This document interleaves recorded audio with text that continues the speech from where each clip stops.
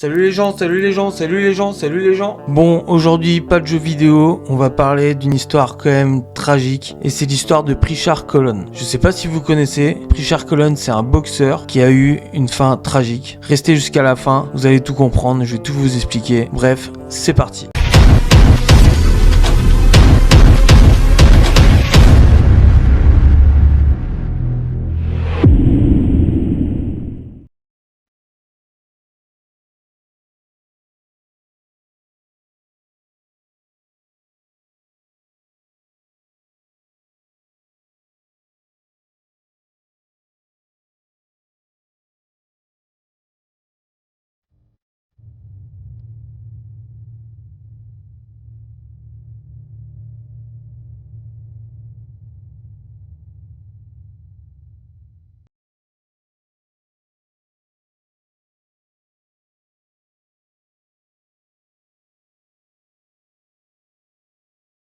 Prichard Colón est né le 19 septembre 1992 en Floride, donc aux États-Unis. Depuis tout petit, il a toujours rêvé d'être boxeur. En tant qu'amateur, il a remporté 5 championnats nationaux, ce qui est énorme. C'était à Porto Rico.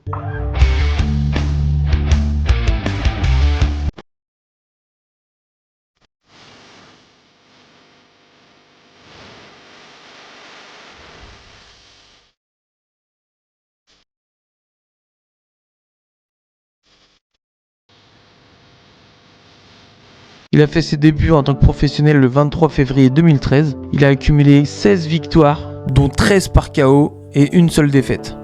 Donc il était vraiment fait pour la boxe. Il était vraiment très bon. Mais un jour, un drame va arriver. Le dernier combat de Prichard Colón était contre Terrell Williams, le 17 octobre 2015. C'était un combat prévu à la dernière minute apparemment. Ça s'est passé en Virginie. Terrell Williams avait 8 ans de plus que Prichard Colón. Il était invaincu avec 14 victoires pour 12 KO. Donc ce qui est énorme aussi. Bref, les deux premiers rounds se passent plutôt bien.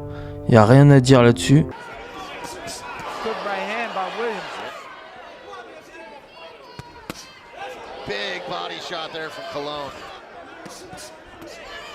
Mais à partir du troisième round, Terrell Williams donne plusieurs coups de poing derrière la tête de Prichard Colón.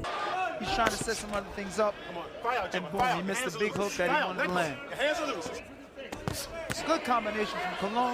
You can get so comfortable with the guy and you're boxing with your left hand down. Another right hand from Williams lands.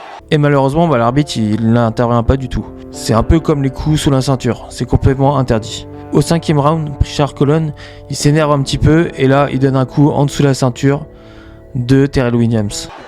That's the only way he wins this fight. Stand right there in the pocket, launching punches. I know it hurts when you get hit there. Wow. Et là, Terrell Williams, il est énervé. À la fin du septième round, Terrell Williams continue à frapper derrière la tête de Prichard Colón. Determination, motivation. He wants to win. And Colón drops down to his knees. The crowd is furious right now. The ref calls time. Right hand, and yeah, I mean that was directly to the back of the head. It's a heavy shot. He's gonna take these points. Prichard tombe au sol et il commence à avoir des vertiges, il se sent vraiment pas bien. Donc il va aller voir le médecin, mais le médecin lui dit tu peux continuer le combat. Donc le combat continue et au 9e round, Terrell Williams arrive à faire tomber 2 fois Prichard Colón avec encore un coup derrière la tête. Referee doing his job. Here comes Williams. Coming out, guns a-blazing, connects with a left hand, trying to create a little bit of separation there so he can unload. And Colón still looks a little bit wobbly, doesn't he, Steve? Yeah, he does. Good uppercut Nice by Colón. uppercut. Williams is one of those guys who will wear you down. I mean, we've seen how crisp Colón looked early in the round. Williams has worn. Wow. He's got him! Williams is unloading on Colón! He puts him down! But you see that big punch right there directly to the chin, another one, a third one. He's driving him back again.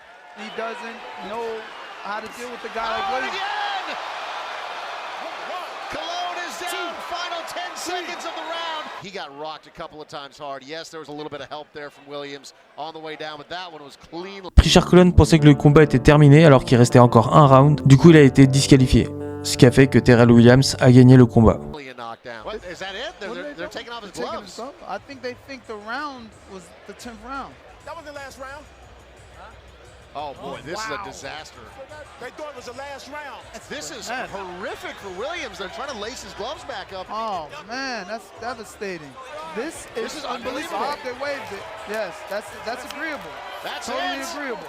It is over, ladies and gentlemen. By disqualification, Terrell Tiger Williams. Richard Colon se sent de plus en plus mal et finit par perdre conscience dans les vestiaires. Il est tout de suite emmené à l'hôpital et on lui diagnostique une hémorragie cérébrale du côté gauche du cerveau. Son pronostic vital est engagé, il est entre la vie et la mort. Richard Colon restera 221 jours dans le coma. Le jour où il se réveille, il bouge pas, il ne parle pas.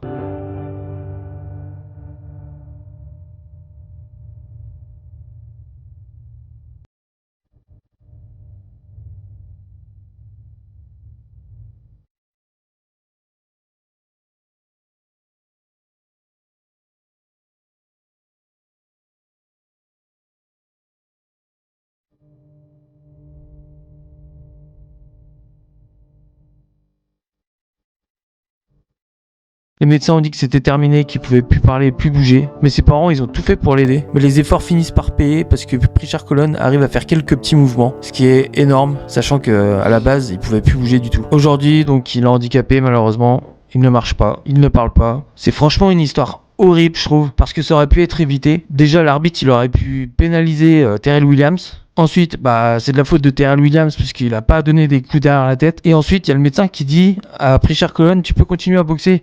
Enfin, je sais pas, je comprends pas, c'est horrible. Ça aurait jamais dû se passer. Ça fait mal au cœur pour lui. Quand on voit les images, c'est vraiment très marquant.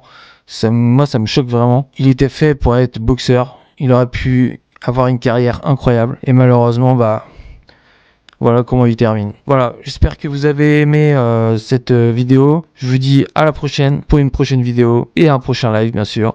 Parce que je suis presque tous les soirs en live. Et je vous dis à la prochaine. Ciao, ciao, ciao, ciao.